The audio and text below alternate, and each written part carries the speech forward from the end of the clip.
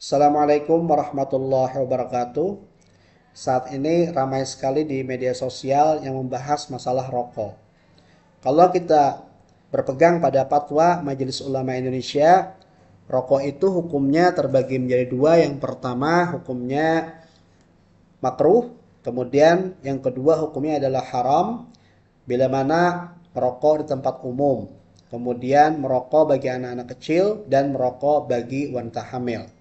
Merokok ini juga menjadi salah satu faktor risiko pada penyakit jantung. Jadi yang dimaksud dengan faktor risiko itu adalah kerentanan.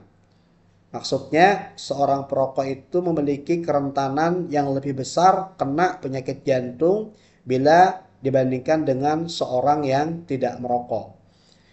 Tentu saja tidak semua perokok itu pasti kena penyakit jantung dan sebaliknya.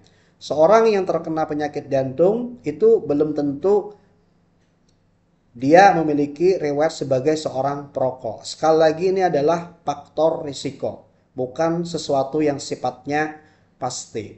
Pada tahun 2022, sebuah jurnal yang berjudul The Global Burden of Cardiovascular Disease and Risk yang diterbitkan oleh JACC, Journal of American College of Cardiology, itu merilis beberapa faktor risiko pada penyakit jantung.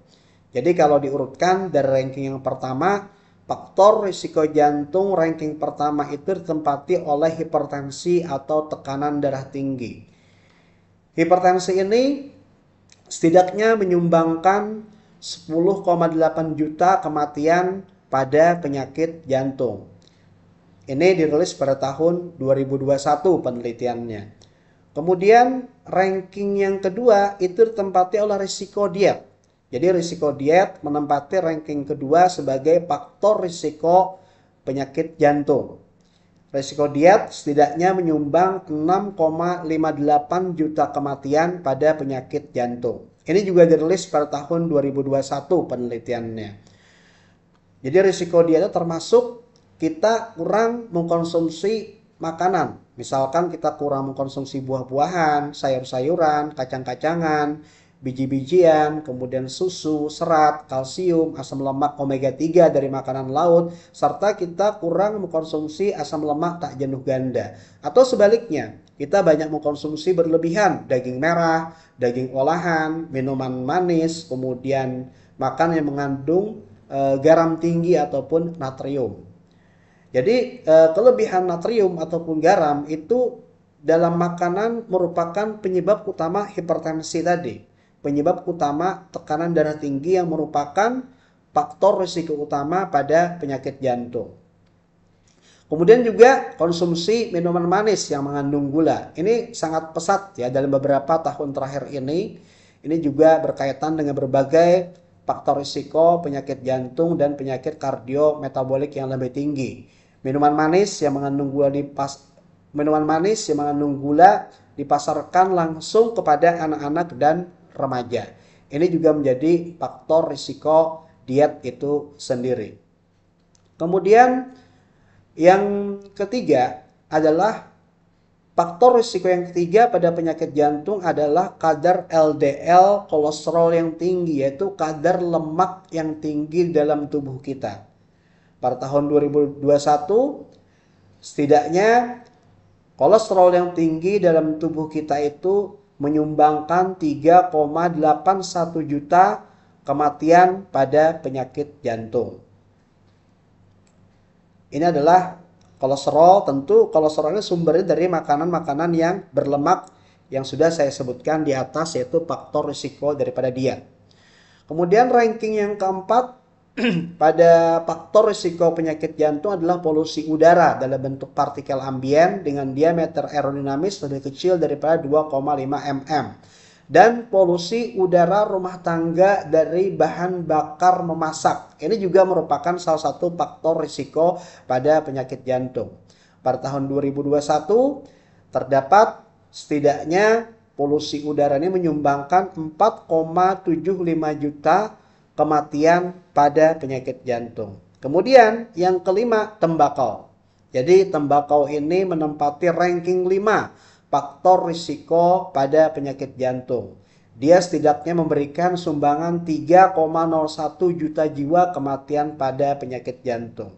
Kemudian ada yang lain lagi, di ranking nomor 6 itu terdapat pada penderita diabetes mellitus, kemudian masalah indeks massa tubuh yang tinggi, yaitu orang yang kegemukan.